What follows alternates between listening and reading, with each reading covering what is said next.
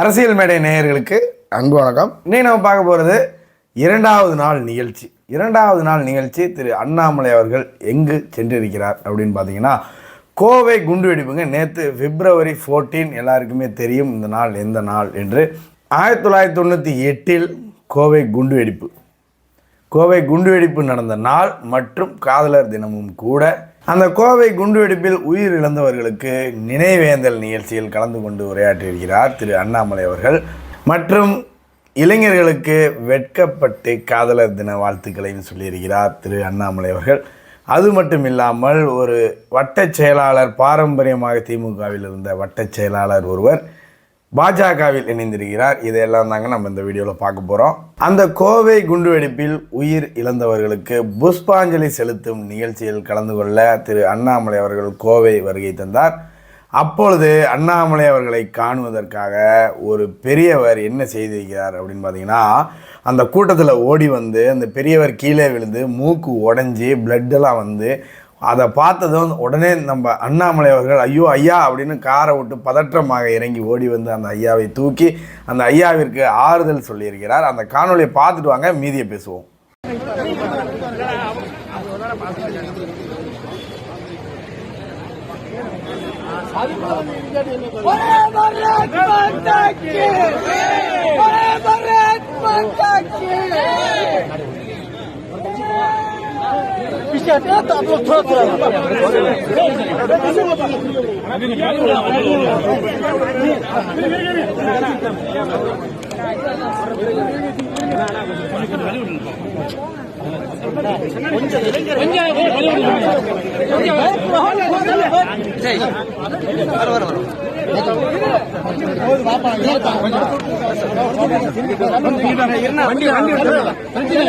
வண்டி விட்டு தள்ளி வாங்க, வண்டி விட்டு வாங்க. அதனாலதான் விழுந்தாரு. இப்போ வண்டி போட்டு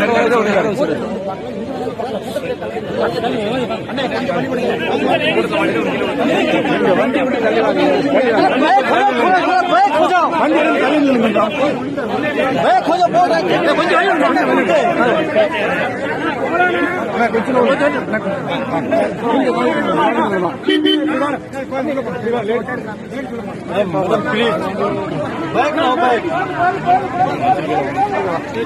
இது போன்ற பெரியவர்களுக்கும் அன்பு காட்டும் மக்களுக்கும் நான் ஒன்றே சொல்ல விரும்புகிறேன். என்னன்னு பார்த்தீங்கன்னா, அண்ணாமலை அவர்கள் உங்கள் வீட்டு பிள்ளைங்க. அவர் எங்கும் போக மாட்டார், தமிழ்நாட்டில் தான் இருப்பார். தமிழகத்தின் முதலமைச்சராக உங்களுக்கு பாதுகாப்பாக அவர் தமிழகத்தில் தான் இருக்க போகிறார். தயவு செய்து இப்படி ஓடி வந்து கீழே விழுந்து மேலே விழுந்து உங்களுக்கு எதுவும் ஒன்றுனா ரொம்ப தவறாக போயிருங்க. தயவு செய்து அப்படி பண்ணாதீங்க. நீங்கள் கூப்பிடுங்க, அண்ணாமலை அவர்கள் உங்களை தேடி வருவார். அப்படிதான் தமிழ்நாட்டு மக்களை தேடி அந்தந்த தொகுதிகளுக்கு வந்து கொண்டிருந்தார். தயவு செய்து இந்த தவறை செய்யாதீர்கள் என்பதை சொல்லி தங்களுடைய அன்பிற்கும் நன்றியை சொல்லிக்கிறேன். அடுத்து வந்து பார்த்தீங்கன்னா, பத்திரிகையாளர் சந்திப்புங்க கோவையில். அந்த பத்திரிகையாளர் சந்திப்பில் காதலர் தினத்தை பற்றி கேட்கிறார்கள். இளைஞர்களுக்கு நீங்கள் சொல்லும் கருத்து என்ன அப்படின்னு கேட்குறாங்க. அப்பொழுது திரு அண்ணாமலை அவர்கள் வெட்கப்பட்டு, நானும் காதல் திருமணம் தான், அவர்களோட துணைவியாரை அவர்கள் தேர்ந்தெடுக்கிறார்கள். அதனால் எல்லாரும் நன்றாக இருக்க வேண்டும், எங்களுக்கு அதில் ஒன்றும் ஆட்சேபணம் கிடையாது. ஆனால் ஒன்று காங்கிரஸ் திமுக போல காதல் இருக்கக்கூடாது, மோடி பாஜக போல உங்களின் காதல் இருக்க வேண்டும் அப்படின்றதையும் சொல்லியிருக்கிறார் திரு அண்ணாமலை அவர்கள். அந்த காணொலியும் பார்த்துட்டு வாங்க.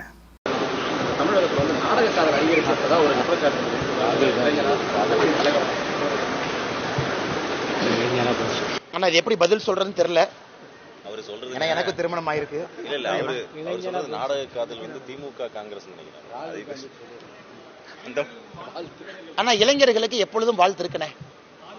அவர்களுக்கு பிடித்த ஆணோ பெண்ணோ அது இப்ப சொல்லிடணும் கரெக்டா. ஆனா ஏதாவது பேசி விபரீதம் ஆயிருதுனே, அப்புறம் டிஃபமேஷன் சூட் எல்லாம் போடுறாங்க. அது என்னைக்கு அந்த டிஃபமேஷன் சூட் கணக்கு பாத்தீங்கன்னு வச்சுங்க, இந்தியாலேயே அந்த அமௌண்ட் அதை எவ்வளவு அமௌண்ட்.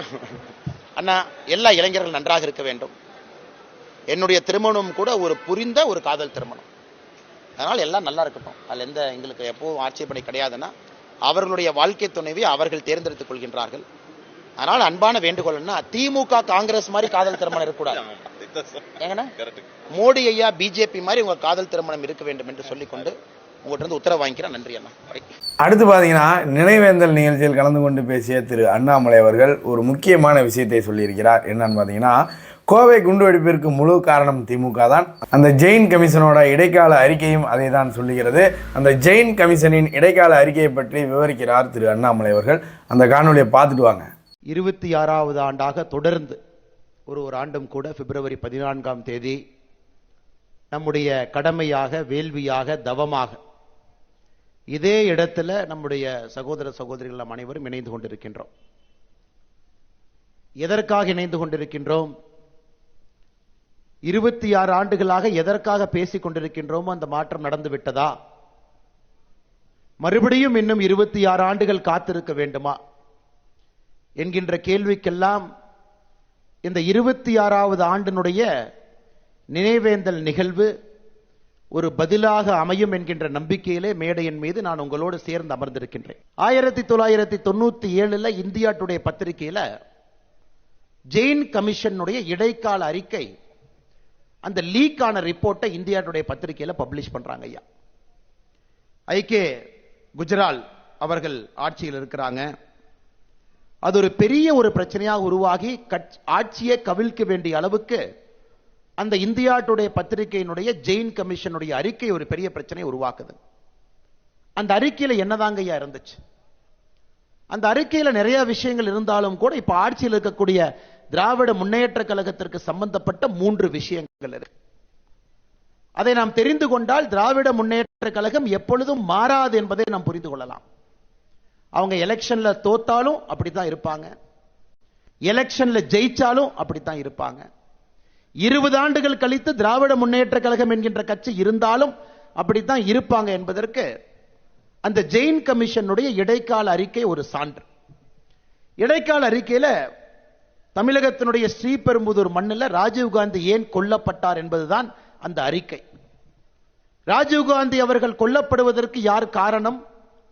அந்த சூழ்நிலையை உருவாக்கியது யார்? அப்ப ஆட்சியில யார் இருந்தாங்க? அந்த அறிக்கையினுடைய மிக முக்கியமான கருத்துக்கள், அப்பொழுது முதல்வர் கருணாநிதி அவர்கள் 1991 காலகட்டத்தில் யார் இருந்தாங்களோ, மே மாசம் டிஸ்மிஸ் ஆனாங்க. அதற்கு முன்பு அவர்கள் எல்டிடியினுடைய நடேசன் என்பவங்கிட்ட சொல்றாங்க, எந்தெந்த பகுதியில் நீங்க இருக்கிறீங்களோ முதல்ல என்கிட்ட சொல்லிருங்க, அங்கே காவல்துறையை அனுப்ப மாட்டோம் என்று அவர்கள் சொன்னது இன்டெலிஜென்ஸ் பியூரோ உளவுத்துறை ஒரு ரிப்போர்ட்டா மேல டெல்லிக்கு அனுப்புறாங்க. இந்த அறிக்கையினுடைய முதல் பகுதி. இந்த அறிக்கையினுடைய 2வது பகுதி, கருணாநிதி அவர்கள் சொல்றாங்க, நீங்க ஏதாவது பெரிய ஒரு சம்பவம் பண்ற மாதிரி இருந்தா தமிழகத்துல முதல்லயே எங்ககிட்ட சொல்லிட்டு அந்த சம்பவம் பண்ணுங்க அப்படின்னு சொல்றாங்க. அதை இன்டெலிஜென்ஸ் பியூரோ உளவுத்துறை அன்னைக்கு திரும்ப மேல அனுப்புறாங்க.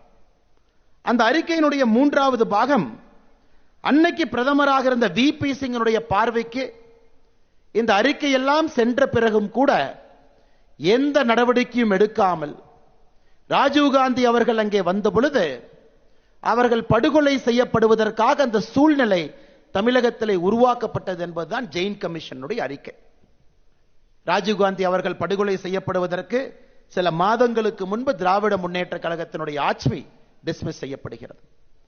பிப்ரவரி 14, 1998 உளவுத்துறை அதிகாரிகள் நிறைய ஏர்லி வார்னிங், ஒரு ரடார் மாதிரி இது நடக்கும், சூழ்நிலை சரியில்லை, இதற்கான சாத்தியக்கூறுகள் இருக்கு, எப்ப வேண்டுமானாலும் எதிர்பார்க்கலாம் என்று தொடர்ந்து அவர்கள் பேச ஆரம்பித்தும் கூட அன்னைக்கு ஆட்சியில் இருந்த திராவிட முன்னேற்ற கழகத்தினுடைய முதலமைச்சரோ ஆட்சியாளர்களோ அந்த பேப்பர் எடுத்து காது குடையருக்கு எப்படி ஏற்பட்ட பயன்படுத்துவாங்களோ அதுபோன்றுதான் இன்டெலிஜென்ஸ் துறையினுடைய அறிக்கையை பயன்படுத்தினார். 2022 அக்டோபர் 23 மறுபடியும் கோயம்புத்தூர்ல மறுபடியும் திராவிட முன்னேற்ற கழகத்தினுடைய ஆட்சியில ஒரு மிகப்பெரிய ஒரு தற்கொலை படை தாக்குதல். இந்த முறை ISIS அமைப்புக்கு பையத், அதாவது அதற்கு முழுமையாக தன்னை அர்ப்பணித்து விட்டு கோயம்புத்தூர் மாநகரத்தை ஒரு சுடுகாடாக மாற்றுவதற்கு முயற்சித்த ஒரு மனிதன் அந்த கோட்டை ஈஸ்வரனுக்கு முன்னால் பஸ்மமான நிகழ்வையும் பார்க்கிறோம். அன்னைக்கும் ஆட்சியில் இருந்து கொண்டிருப்பது திராவிட முன்னேற்ற கழகத்தினுடைய ஆட்சி. நாம் புரிந்து கொள்ள வேண்டும், எவ்வளவு கூட்டம் போட்டு நாம பேசினாலும் திராவிட முன்னேற்ற கழகம் தன்னை மாற்றிக்கொள்ள போவது கிடையாது. 10 ஆண்டுகள் கழித்து 2 எலெக்ஷன்ல திமுக தோத்துட்டாங்க, பாராளுமன்றத்தில் முழுமையா தோத்துட்டாங்க, 2 சட்டமன்றத்தில் தோத்துட்டாங்க. ஒருவேளை திமுக மாறுவாங்களா? நடக்காது. 25 ஆண்டுகள் கழித்து திராவிட முன்னேற்ற கழகம் மாறுமா? ஒரு படி கூட மாற மாட்டான். இதை எப்ப நாம் உணர்ந்து கொள்கின்றோமோ அன்னைக்கு தாங்க ஐயா தமிழகத்திலே அரசியல் மாற்றம், அரசியல் மறுமலர்ச்சி, உண்மையான ஜனநாயகம், மக்களுக்கான சாமானியர்களுடைய ஆட்சி அன்னைக்கு மட்டும்தான் நடக்குமே தவிர அது எப்பவுமே நடக்காது. ஐயா 26 ஆண்டுகள் கழிந்து இந்த நிகழ்ச்சியை பேசிக்கிட்டு இருக்கோம், நிகழ்வை பேசிக் கொண்டிருக்கின்றோம். 58 பேர் இறந்திருக்கிறாங்க, 250க்கு மேற்பட்டவர்கள் படுகாயம் அடைந்திருக்கின்றார். அதிலே 6 இஸ்லாமியர்கள் இறந்திருக்கின்றார்.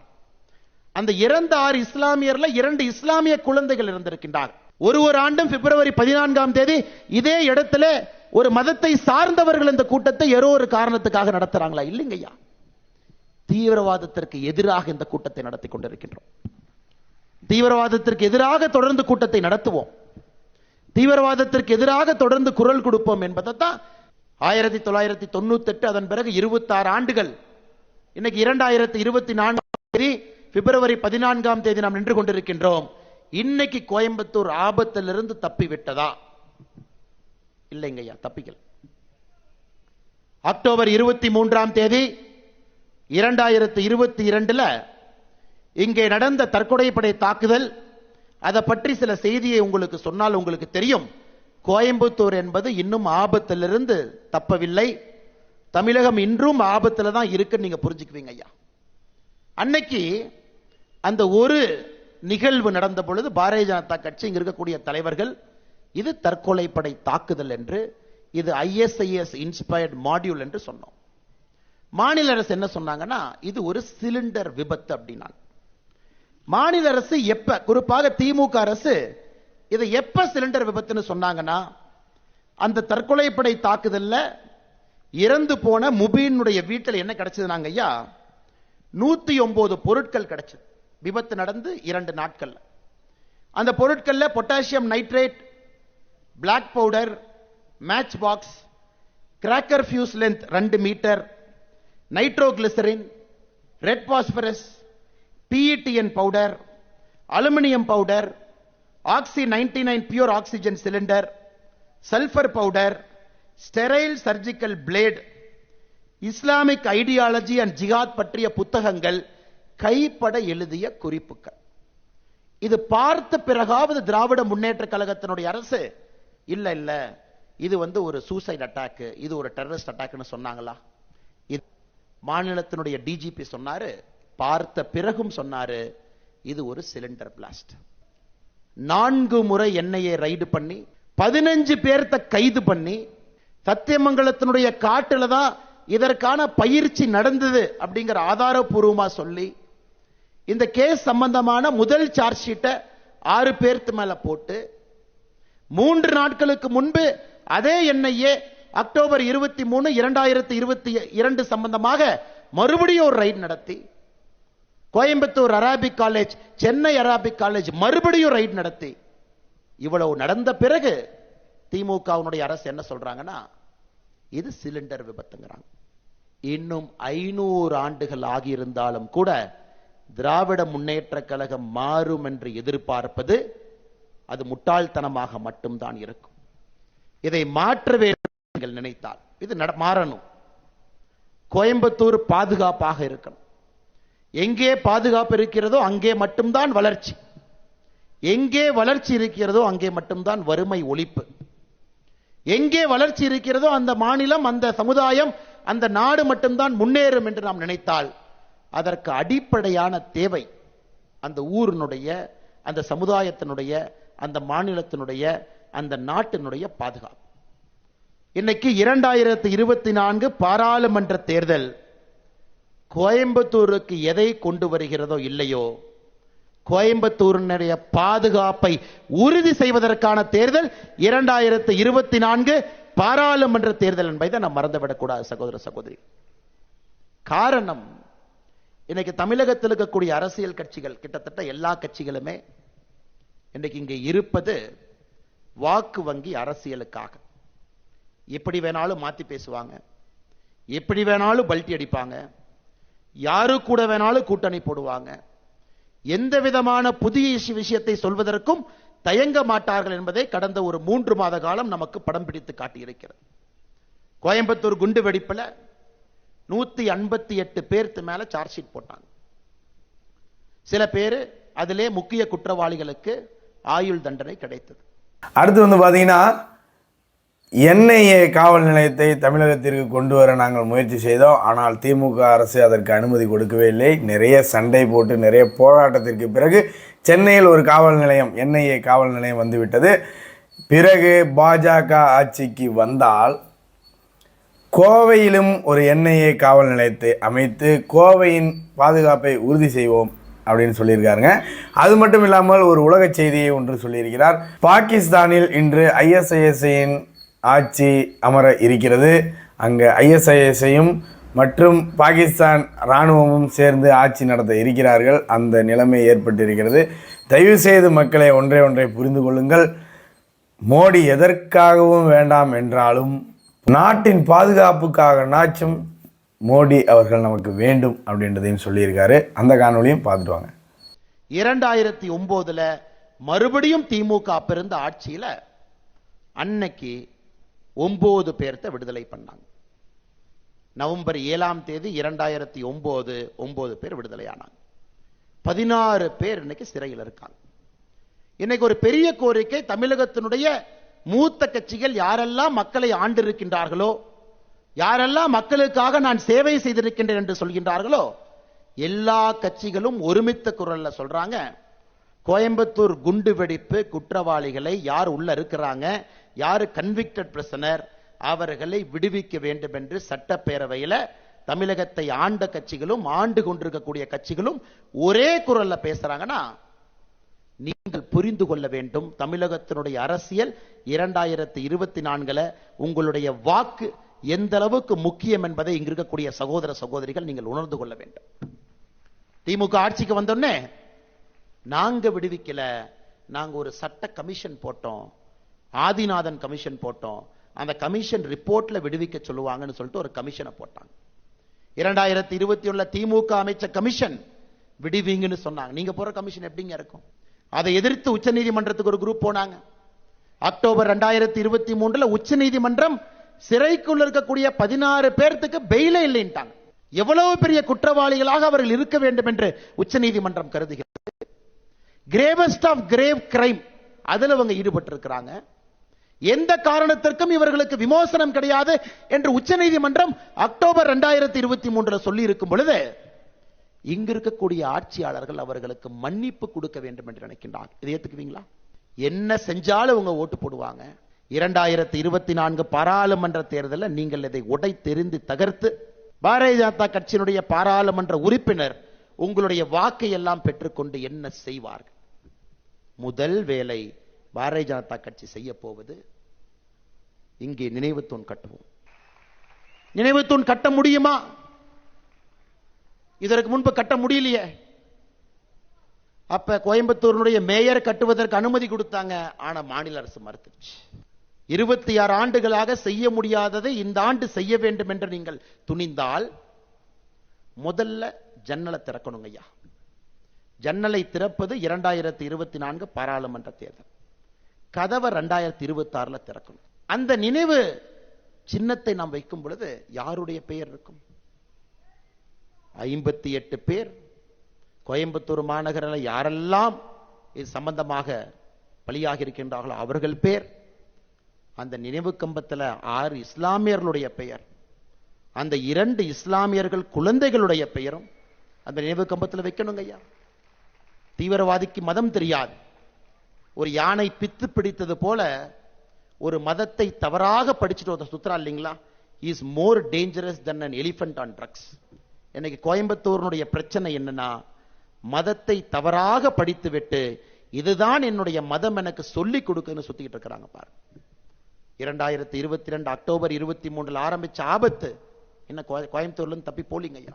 இன்னைக்கு தமிழகத்துல இருக்கக்கூடிய ஒரே ஒரு NIA போலீஸ் ஸ்டேஷன் சென்னையில் இருக்குதுங்க ஐயா.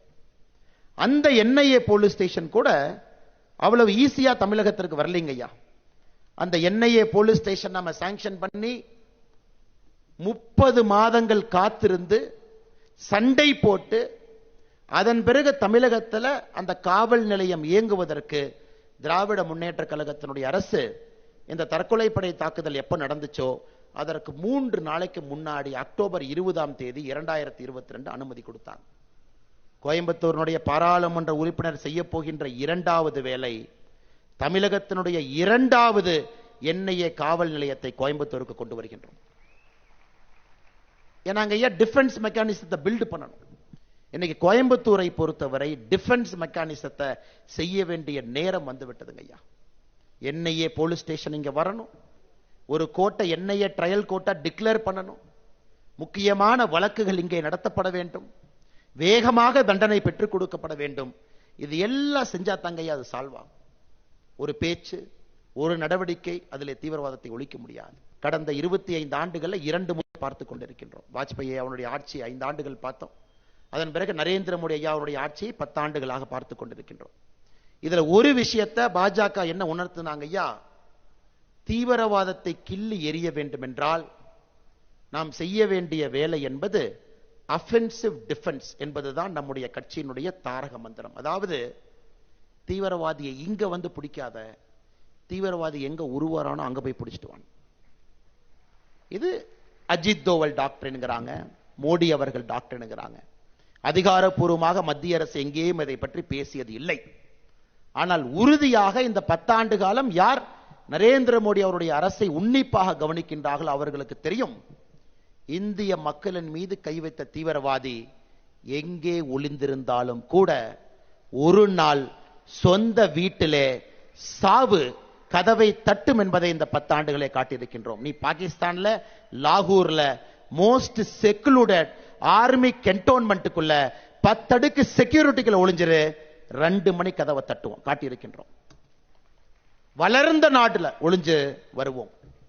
இது இஸ்ரேல் போன்ற சில நாடுகள் மட்டும்தான் கடந்த 50 ஆண்டுகள்ல அஃபென்சிவ் டிஃபென்ஸ் என்கின்ற டாக்டரை பயன்படுத்தி இருக்கிறாங்க.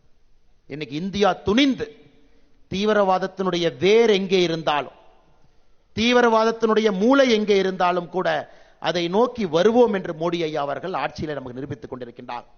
இன்னைக்கு தமிழகத்தில் அதை கொண்டு வரணுங்க ஐயா. அஃபென்சிவ் டிஃபென்ஸ் தமிழகத்திற்கு தேவைப்படுது. ஏன்னா இந்த பகுதி நிறைய ISIS மாடியூல் ஈரோட்டுல, சேலத்துல, கோயம்புத்தூர்ல, ஆண்டவனுடைய அருள்ல பக்கத்துல வந்து போகுது. பாரிஸ்ல 2 ஆண்டுகளுக்கு முன்பு எப்படி ஒரு லாரி எடுத்துட்டு போய் பொதுமக்கள் பொருட்களை எல்லாம் வாங்கும் பொழுது லாரியை கொண்டு போய் அடிக்கலான்னு பாரிஸ்ல பண்ணாங்களோ, ட்ரக் ஸ்டைல் அட்டாக், அதே போன்று 2 லாரிய சேலத்தில் ஒரு குரூப் வாங்கிச்சு, IB அலர்ட் கொடுத்து அதை செயல்படுத்துவதற்கு முன்பாக போய் பிடிச்சிட்டு வந்துட்டாங்க. ஐயா இது போன்ற எத்தனையோ நிகழ்வுகள் நமக்கு தெரியாது. ஒரு கோட்டை ஈஸ்வரனுக்கு முன்பு நடந்த ஒரு நிகழ்வு நமக்கு தெரியும்னா 99 நிகழ்வுகள் நடப்பதற்கு முன்பாக ஏதோ ஒரு நேர்மையான காவல்துறை அதிகாரி எங்கேயோ ஒரு இடத்துல அதை தடுத்து நிறுத்திடுறான்.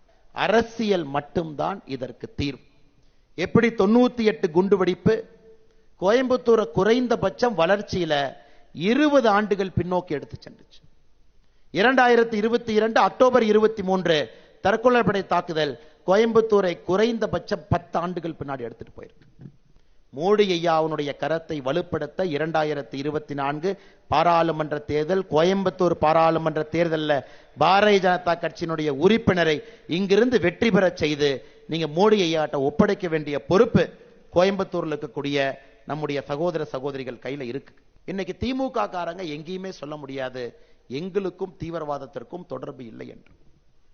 அக்டோபர் 22 2023 தற்கொலைப்படை தாக்குதல் நடந்த பிறகு என்ஐஏ காரங்க போய் ரைட் அடிச்சாங்க.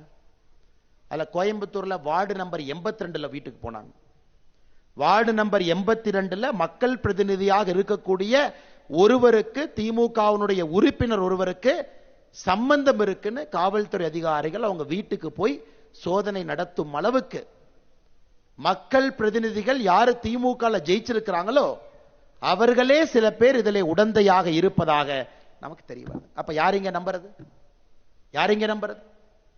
அந்த கட்சி தலைமைக்கு என்ன அர்த்தம்? ஆண்ட கட்சிகளை பாருங்க, தமிழகத்தில் ஆண்ட கட்சிகள் நிலைமையை பாருங்க. ஓட்டு வேணும், 2% 3% ஆட் பண்ணணும். அதற்கு எந்த மாதிரி கட்சிகளோடு போறாங்க? எஸ்டிபிஐ கட்சியோடு கூட்டணி வைக்க போறாங்க. எஸ்டிபிஐ யாருங்க? எஸ்டிபிஐக்கும் பாப்புலர் ஃப்ரண்ட் ஆஃப் இந்தியாவுக்கும் இருக்கக்கூடிய சம்பந்தம் என்ன? அந்த எஸ்டிபிஐ கட்சியினுடைய நிறுவன தலைவர் எந்த மேடையிலே முன்னாள் முதலமைச்சர் அமர்ந்து கொஞ்சி குலாவி கொண்டிருக்கின்றார்களோ அந்த தலைவருடைய வீட்டில் என்னைய ரைடு பண்ணலையா? அந்த தலைவர் ராங்கலிங்கம் அவருடைய கொலைக்கு சம்பந்தம் இல்லை என்று என்னைய கூப்பிடலையா விசாரணைக்கு? வீட்டுக்கு போய் ரைடு பண்ணலீங்களா? ஆனால் மக்களே உணர்ந்து கொள்ள வேண்டிய நேரம் அது. இந்த முறை கோயம்புத்தூரை பொறுத்தவரை பாதுகாப்பு இந்தியாவுடைய உறுதியான பாதுகாப்புக்கு நீங்க நிக்கணும். இன்னைக்கு உலக நாடுகளுடைய கண்கள் இந்தியாவை நோக்கி இருக்கு. இத்தனை ஆண்டுகளா பாத்தீங்கன்னா உலகத்துல ஒரு நாடு உலகத்தினுடைய பாதுகாப்பை உறுதி செய்யக்கூடிய நாடு ஒரு நாடா இருக்கும். பாக்ஸ் பிரிட்டானிகா, அதாவது இங்கிலாந்து நாடு உலகத்தினுடைய வல்லரசாக உலகத்தினுடைய பாதுகாப்பை இங்கிலாந்துடைய கப்பல்கள் உறுதி செய்யும். பாக்ஸ் அமெரிக்கானா 100 ஆண்டுகள் அமெரிக்காவுடைய கப்பல்கள், அமெரிக்காவுடைய ராணுவ தளம், கொரியாவா இருக்கட்டும், மிடில் ஈஸ்டா இருக்கட்டும், எங்கேயா இருந்தாலும் அமெரிக்கா உலகத்தினுடைய பாதுகாப்பை உறுதி செய்யும். ரஷ்யா 20 ஆண்டுகள் முயற்சி செஞ்சிச்சு. இன்னைக்கு உலகத்துல எந்த நாடும் இன்னொரு நாட்டினுடைய பாதுகாப்பை உறுதி செய்ய முடியாத காலகட்டத்தில் நாம் நின்று கொண்டிருக்கின்றோம். there is nothing called a super power in this world. இந்த உலகத்துல வல்லரசு என்கின்ற வார்த்தை இப்ப எந்த நாட்டுக்கும் பொருந்தாதுங்க. இப்பதான் இந்தியா மாதிரி நாடுகளுக்கு முக்கியமான காலகட்டம். உங்களுக்கு தெரியாது பிரச்சனை எங்கிருந்து வரும். ஆப்கானிஸ்தான் பக்கத்துல இருக்கு. பாகிஸ்தான்ல பாத்தீங்கன்னா ஆர்மி ரன் கவர்மெண்ட் வர போறாங்க. 4 நாட்களாக பாகிஸ்தான் தேர்தல் முடிந்த பிறகு யார் பிரதம மந்திரின்னு யாருக்குமே தெரியல. முதல் நாள் நவாஸ் ஷெரீப் சொன்னார் நான் பிரதம மந்திரி. இன்னைக்கு நவாஸ் ஷெரீப் பையன் சொல்றான் நான் பிரதம மந்திரி. நேத்து ஆர்மி சொல்றாங்க நாங்க சொல்றவங்க பிரதம மந்திரி. முந்தா நேத்து சொன்னாங்க இம்ரான் கான் இல்லாம யாரு வந்தாலும் பிரதம மந்திரி. பாகிஸ்தான் நம் கண் முன்னால் டீஸ்டபிலைசேஷன் ஆகிக் கொண்டிருக்கிறது. ISI and Pakistan army is going to run Pakistan for the next 5 years. உலகத்தினுடைய ஸ்ட்ராட்டஜிக் வரைபடத்தை பாருங்க. மிடில் ஈஸ்ட் கொலாப்ஸ் ஆயிட்டு இருக்கு. இஸ்ரேலுக்கும் பாலஸ்தீனுக்கும் சண்டை. இந்த நேரத்தில் நீங்கள் உணர்ந்து கொள்ள வேண்டும் 2024 இந்தியாவிற்கு எதற்கு மோடி தேவையோ இல்லையோ பாதுகாப்புக்கு மோடி தேவை என்பதை நீங்கள் உணர்ந்து கொள்ள வேண்டும். ஒரு முக்கியமான நேரத்தில் உலகத்தினுடைய வரைபடமே கொஞ்சம் கொஞ்சமா ஷேக் ஆகிற நேரத்தில் பழைய சக்திகளுடைய ஆதிக்கம் எல்லாம் குறைந்து புதிய சக்திகள் மேலே வரக்கூடிய நேரத்தில் இந்தியாவை போன்ற ரைசிங் பவர்ஸ் மேல வரக்கூடிய நேரத்தில் 2024 பாராளுமன்ற தேர்தல் நடக்குது. 2004 14 வரை எங்கே வேண்டுமானாலும் குண்டு வெடிக்கும், அதை 10 ஆண்டுகளாக வெடிக்காது என்று மாற்றி காட்டியிருக்கக்கூடிய பாரதத்தை மறுபடியும் தொடர்ந்து இருக்க வைக்க வேண்டும் என்றால் மோடி அவர்கள் 400 எம்பிக்களை தாண்டி ஆட்சியிலே அமர வேண்டியது காலத்தினுடைய கட்டாயம். பாஸ்டன்ல மராத்தன் பாம்பிங்ல நடந்த பொழுது எல்லா ஆண்டும் பண்றாங்க. மும்பையில 26 நவம்பர் நடந்தது எல்லா ஆண்டும் பண்றாங்க. நியூயார்க் சிட்டி 9/11 நடந்தது எல்லா ஆண்டும் பண்றாங்க. ஆனா எங்கேயுமே கோரிக்கை வைத்து பண்ணுவது கிடையாது. மக்களை ஞாபகப்படுத்துறதுக்காக பண்றாங்க. இது நடந்திருக்கு. நேத்து பிறந்த குழந்தைக்கு தெரியாது, 20 வயசு கிலோக்கு தெரியாது, புரிஞ்சுக்குங்க அப்படிங்கறதுக்காகத்தான் வேர்ல்டு ஃபுல்லா நடக்குதுங்க ஐயா. ஆனா கோயம்புத்தூர்ல நடக்கக்கூடிய நினைவஞ்சலி மட்டும்தான் இத்தனை காலமாக நடக்கவில்லை. இந்த ஆண்டாவது நடக்குமா என்பதற்காக இந்த நினைவஞ்சலி நடந்து கொண்டிருக்கிறது. இந்த பதிவோட இறுதியாக பாத்தீங்கன்னா திமுகவின் வட்டச் செயலாளர், கோவையில் உள்ள வட்டச் செயலாளர் ஒருவர், பரம்பரையாக திமுகவில் இருப்பவர்கள் அவர்கள் இன்று பாஜகவில் தன்னை இணைத்து கொண்டிருக்கிறார்கள். அவர் சொன்ன காரணம் திமுக தொண்டர்களே கடும் அதிருப்தியில் இருக்கிறார்கள் அப்படின்னு சொல்லியிருக்காரு. அந்த காணொலியும் பார்த்துட்டு வாங்க. என்ன மாதிரி நிறைய கோயம்புத்தூர்ல இருக்கிறது வட்ட செயலாளர்களும் மாமன்ற உறுப்பினர்கள் எல்லாருமே ரொம்ப ஒரு மன வருத்தத்தில் இருக்காங்க. ஆனா மேல் பொறுப்புல இருக்கிறவங்க அதை யாரும் சரி பண்றதுக்கான முயற்சியில் எடுக்கல. அவங்க அங்க இருக்கிற தலைவருக்கு தவறான தகவல் அவங்க கொடுக்கறாங்க. தொண்டர்கள் மனநிலை வேற, 40க்கு 40ன்னு சொல்றாங்க. நிச்சயமா திமுக தொண்டர்கள் இந்த முறை திமுகவுக்கு ஓட்டு போடுவாங்களான்றது மிகப்பெரிய சந்தேகங்க. இல்ல நிறைய நிர்வாகிகள்லாம் பழைய அச்சுக்காரங்களை யாருமே மதிக்கிறது இல்லைங்க. புதுசா வர்றவங்களை யாரும் குறை சொல்லல. ஆனா அவங்களுக்கு ஒரு அங்கீகாரம் தரணும், பழைய ஆளுங்களுக்கு அங்கீகாரம் தரணும். பழைய ஆளுங்களை யாருமே பாக்குறது இல்ல, எதுவும் செய்யறது. எதுவும் ஒரு அங்கீகாரம்ன்றது என்னன்னா அவங்களுக்கு அங்கீகாரம் கொடுக்கணுங்க. ஆனா எதுவுமே திமுக செய்யறது இல்லைங்க. ஆனால் தலைமைக்கும் தொண்டர்களுக்கும் நிறைய கேப்பாக இருக்குது. அதை அவங்க ஃபுல் பண்ணுற மாதிரி தெரில. ஆளுங்கட்சியாக இருக்கும்போது யார் வேணாலும் வந்து ஒர்க் பண்ணலாம். ஆனால் கடந்த 10 வருஷமாக ஒர்க் பண்ணவங்கள அவங்கள கைவிட்டுட்டாங்கன்றது தான் எங்களுடைய மன வருத்தம். இவ்வளவுதாங்க 2வது நாள் நிகழ்ச்சி. மக்களே நன்கு புரிந்து கொள்ளுங்கள். தத்தியான ஒரு தலைவர் உங்களுக்கு முதலமைச்சராக வர வேண்டுமா, அல்லது எக்கனாமிக்ஸ்ல இருந்து ஜியாகிரபி வரைக்கும் நீங்கள் எந்த கேள்வி கேட்டாலும் பதில் சொல்லுகிற ஒரு தலைவன் உங்களுக்கு வேண்டுமா அப்படின்றதை நீங்களே முடிவு செய்து கொள்ளுங்கள் அப்படின்றதையும் சொல்லி இத்துடன் இந்த வீடியோவை முடித்துக் கொள்கிறேன். மீண்டும் நாளை சந்திப்போம். நன்றி, வணக்கம், ஜெய் ஹிந்த்.